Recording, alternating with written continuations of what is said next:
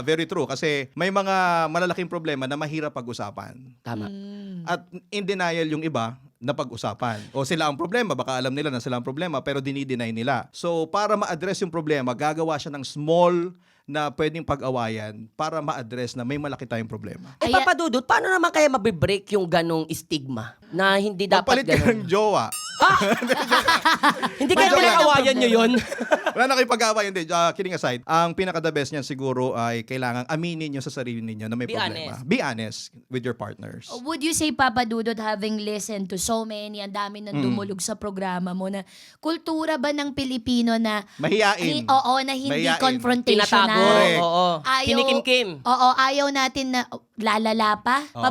Sweep Hayaan na under lang. the rug. Wag na hayaan. Meron mang ganun Correct. tendency. Ang mga Pilipino ay laging nagde-deny na may problema, kaya dumarating sa point na sumasabog na lang. Parang bulkan. So, hindi din pala maganda yung sinasabi nilang karakteristik ng, o katangian ng mga Pilipino. O, masayahin ng mga Pilipino, resilient. Actually, minsan, tinatago natin sa saya ang problema. Oh. O, diba? Ang dami, Tumawa.